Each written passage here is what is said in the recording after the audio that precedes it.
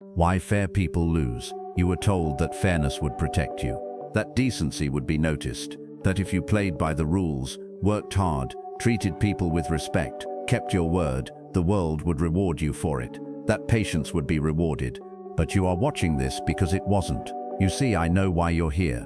You are not young anymore. You have lived long enough to see the pattern. You have been the reasonable one, the patient one, the one who gave people the benefit of the doubt, the one who stayed quiet when others took credit, the one who forgave too quickly, the one who explained yourself over and over, hoping they would finally understand. And what did it earn you? Respect? No. Gratitude? Rarely. Power? Never. Instead, you watched as the loud, the ruthless, the unapologetic climbed over you. You watched as your kindness was mistaken for weakness, your patience for passivity, your fairness for fear.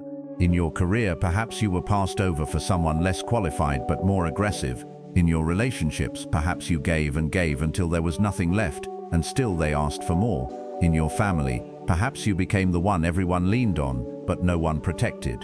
In society, you played by rules that others ignored completely, and somehow they prospered while you struggled. Let me tell you something that no one else will say to you directly. The world does not punish cruelty. It punishes naivety. The world does not care about your good intentions. It does not reward moral purity. It rewards clarity of perception, emotional control, and strategic action. You have been fair in a fundamentally unfair world, and that fairness has cost you dearly. But here is what I want you to understand, and this is why I am speaking to you now. You do not need to become a monster. You do not need to abandon your principles entirely. What you need is something far more powerful and far more rare. Inner ruthlessness. Not cruelty toward others, but ruthlessness toward illusions. Ruthlessness toward the fantasies you were sold. Ruthlessness toward the part of you that still believes fairness alone will save you. Let me show you why fairness became your weakness and how to reclaim your power without losing your soul. I spent my life studying human nature, and what I discovered is not comforting, but it is true.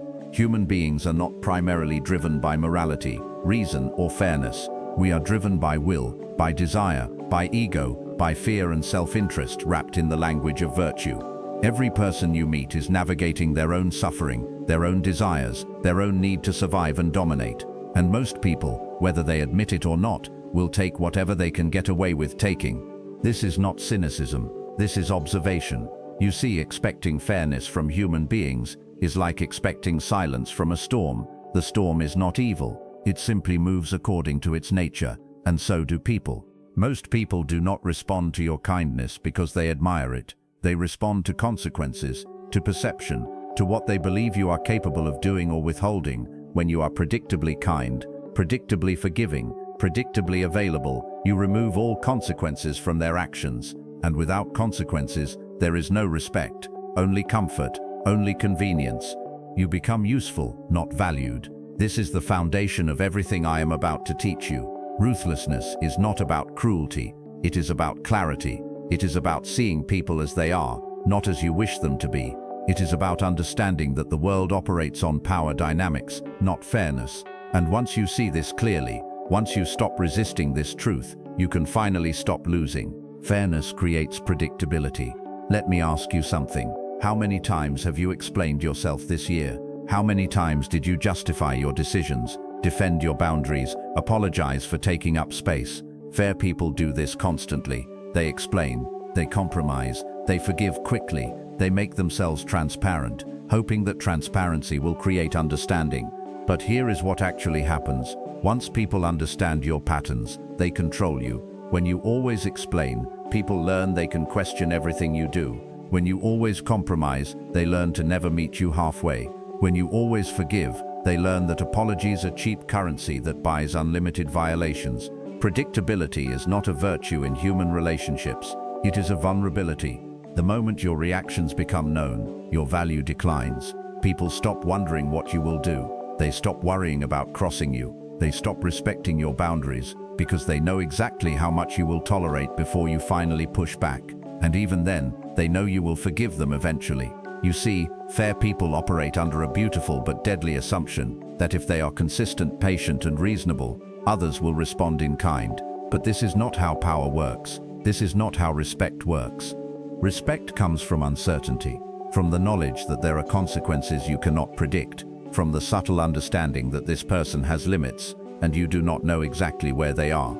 This is the first ruthless shift you must make. Stop reacting emotionally to every provocation. Stop explaining every decision. Stop making yourself so completely known. Start responding selectively. Start letting silence do the work. Start allowing people to wonder whether they have gone too far.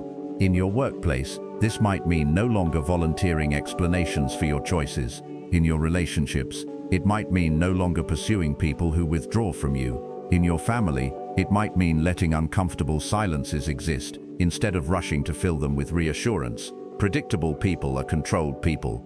Unpredictable people are respected. Morality is often a social weapon. Now let me tell you about something even more uncomfortable. The society you live in rewards compliance disguised as virtue. It calls this being good. It calls this being fair. It calls this being the bigger person. But watch carefully what happens when you stop complying. The moment you set a boundary, you are selfish. The moment you prioritize your own needs, you are cold. The moment you refuse to sacrifice yourself, you are cruel. You see the trick, don't you? Moral language is often camouflage for power. People who benefit from your fairness will use morality to keep you in place. They will remind you of your duty, your responsibility, your role. They will tell you what a good person would do, and coincidentally, what a good person would do is exactly what benefits them. I am going to tell you something that will make you angry at first, and then set you free. They call you selfish the moment you stop being useful. Think about it. Who accuses you of being selfish? Is it people you have neglected, or is it people whose unlimited access to you is suddenly limited? Who tells you that you are being unfair? People you have wronged, or people who can no longer take advantage of your fairness? This is how moral manipulation works. It weaponizes your own values against you. It makes you feel guilty for self-preservation. The ruthless principle here is simple but profound. Detach from guilt manipulation. Start observing who benefits from your goodness. Start noticing who appeals to your fairness only when it serves them. Start asking yourself whether their moral judgments of you would exist if you had no value to offer. You do not owe anyone an explanation for protecting yourself. You do not need to be cruel, but you must stop allowing morality to be used as a leash around your neck. Real morality includes self-respect. Real virtue includes self-preservation. And anyone who tells you otherwise is usually someone who profits from your self-destruction. Silence is a form of dominance. Here is something you have probably noticed but never named. The most dangerous people in any room are usually the quietest, not because they are weak, but because they understand something fundamental about power. Explanation is weakness. Weak people over-explain. They defend every choice. They justify every action. They fill every silence with words, hoping to control how others perceive them. But strong people let ambiguity work for them. When you do not explain yourself, people are forced to project their own interpretations onto your silence. And human beings, in the absence of information, almost always imagine something more powerful than the truth. Your silence becomes their uncertainty. Their uncertainty becomes your authority. Think about the people who command respect in your life. Do they explain themselves constantly? Do they justify their decisions to everyone who questions them? Or do they simply act and let the results speak? I will tell you something from my own life. The less you reveal, the less they can wound. Every time you explain yourself, you give people information they can use against you. Every time you justify your choices, you invite judgment. Every time you seek approval, you give others power over your peace. Silence protects you.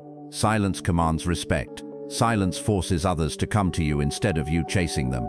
This does not mean you become cold or unreachable. It means you become selective. You speak when it serves you. You explain to those who have earned the right to understand, and to everyone else you simply act.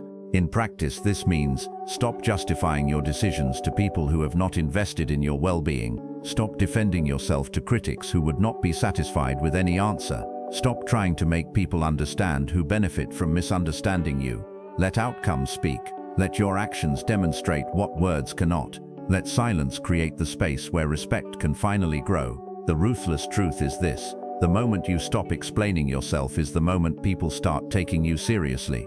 Withdrawal is power. You have been taught that love means presence, that friendship means availability, that commitment means never walking away, but no one taught you what happens when you are always there. You are taken for granted. Fair people are always present, always accessible, always ready to help, to listen, to give. They believe this is what loyalty looks like. This is what being a good person means. But here is the painful reality. Availability reduces value. When you are always there, people stop appreciating your presence. When you always respond, they stop valuing your attention. When you always forgive, they stop fearing your absence. You become background noise in their lives, something they expect, something they assume will always be there, like air or water, and only when you are gone do they realize what they lost. This is not manipulation, this is human psychology. People value what they might lose, they protect what might leave, they respect what they cannot take for granted. Distance creates respect. I am not telling you to abandon people you love.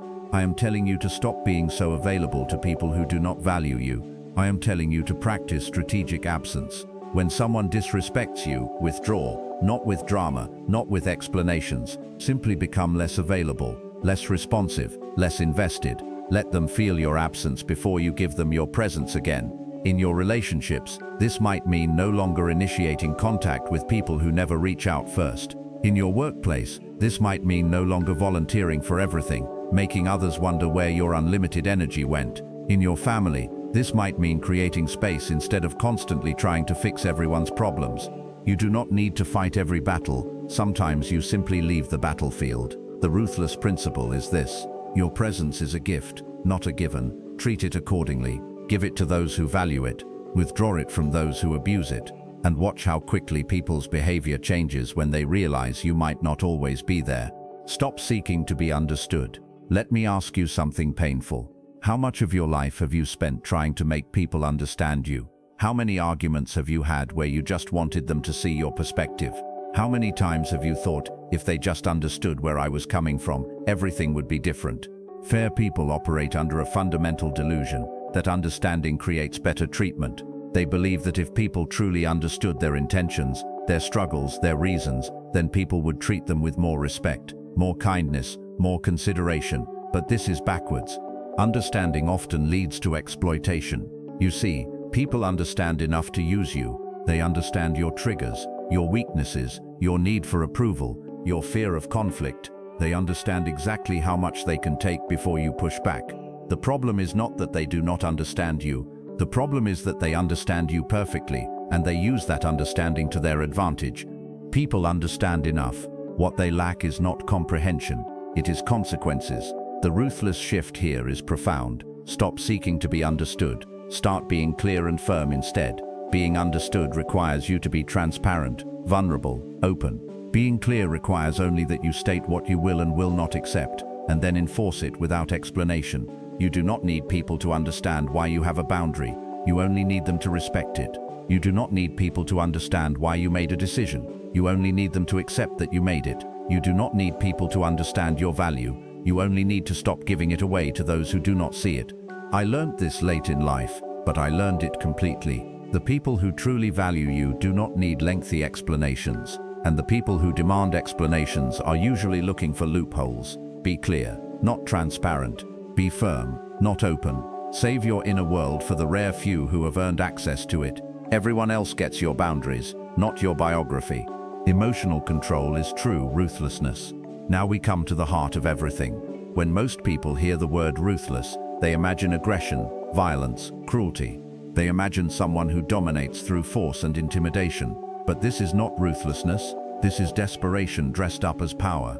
True ruthlessness is emotional control. I spent my entire life studying human suffering, and here is what I discovered. Emotions are chains. Every time you react emotionally, you give others control over you. Every time you let someone make you angry, they own that moment. Every time you let someone hurt you visibly, they know exactly how to hurt you again. The person who feels less controls more. This is not about becoming cold or emotionless. This is about becoming untouchable. It is about creating a space between what happens to you and how you respond to it. When someone insults you and you explode, you have given them your power. When someone betrays you and you collapse, you have confirmed their ability to destroy you. When someone manipulates you and you react predictably, you have shown them exactly how to control you again. But when someone insults you and you remain calm, they become uncertain. When someone betrays you and you respond strategically rather than emotionally, they lose their advantage. When someone tries to manipulate you and you do not react, they lose their power over you. If they can move your emotions, they own your decisions. This is the ruthless principle that changes everything. No emotional reactions, no visible offense, no giving anyone the satisfaction of knowing they got to you. In your workplace, this means no longer showing frustration when you are overlooked, only strategic action to change your situation or leave it. In your relationships, this means no longer showing desperation when someone withdraws, only calm acceptance and your own withdrawal. In every situation, this means separating how you feel from how you act.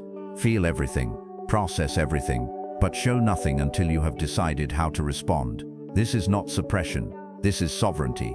This is the ability to experience your emotions without being controlled by them. This is the difference between reacting and responding. Reactive people are predictable, responsive people are powerful. The calm man always wins, not because he does not feel, but because his feelings do not control his actions. Inner ruthlessness, outer calm. So let me bring all of this together for you, because this is where everything changes. You are not becoming cruel, you are becoming clear. You are not abandoning your principles, you are protecting them from people who would exploit them. You are not becoming heartless, you are becoming strategic about where you place your heart. The transformation I am describing is this: less explanation, fewer reactions, stronger boundaries. When you stop explaining yourself constantly, you reclaim your authority. When you stop reacting emotionally to every provocation, you reclaim your power. When you enforce boundaries without apology, you reclaim your respect. This is inner ruthlessness, and it is far more powerful than any external aggression could ever be. Inner ruthlessness means you are ruthless with yourself first, ruthless about the lies you tell yourself, ruthless about the patterns you repeat, ruthless about the people you allow into your inner circle. You become ruthless about your time, your energy, your emotional investment. You stop giving these freely to anyone who asks. You start treating them as the precious resources they are. I once wrote that peace is found not in justice, but in detachment. This is what I meant. You will never find peace by making the world fair. The world will never be fair. You will never find peace by making people understand you. Most people will never fully understand you. You will never find peace by being so good that no one can criticize you. Someone will always find fault. Peace comes from detachment, from accepting that the world operates according to will and power, not fairness and virtue. From understanding that you cannot control others, only yourself. From realizing that the only person who needs to respect you is you. This is for people like you, people who are tired of being the good one, tired of being taken for granted, tired of explaining themselves, tired of losing quietly while others win loudly. This is for men and women who have lived long enough to see through the illusions, who are no longer interested in playing games they cannot win, who are ready to reclaim their power, not through cruelty, but through clarity. You are not too old for this. You are finally old enough for this. The young believe in fairness because they have not been betrayed enough yet. But you have earned the right to be ruthless, not with others, but with illusions, not with the world, but with your own naivety. You have suffered enough trying to be fair in an unfair world. You have given enough to people who took without gratitude. You have explained enough to people who were never going to understand. You have waited enough for rewards that were never coming. What I am offering you now is not cruelty. It is freedom. Freedom from the need to be understood by everyone. Freedom from the need to prove your goodness constantly. Freedom from the exhausting performance of fairness that no one ever appreciated anyway. Ruthlessness, true ruthlessness, is not about harming others. It is about refusing to harm yourself anymore. It is about clarity of perception, seeing people as they are, not as you wish them to be. It is about emotional restraint, feeling everything, but choosing what deserves a response. It is about strategic action, protecting yourself not through aggression, but through boundaries, silence, and selective withdrawal. This is self-respect. This is clarity. This is survival. And if this resonates with you, if you recognize yourself in what I have described, then you belong here. This channel is not for everyone. It is not for people who still believe in fairy tales. It is not for people who want to be told comfortable lies. This channel is for people who are ready for uncomfortable truths, for people who have been burned enough to finally see clearly, for people who are tired of losing and ready to learn how to protect themselves without becoming monsters. Stop playing fair, not to harm others, but to stop harming yourself. The world will not reward your fairness, but you can finally reward yourself with peace, respect, and the power that comes from clarity. Welcome. Stay if you are ready, leave if you are not. Either way, the truth remains the same.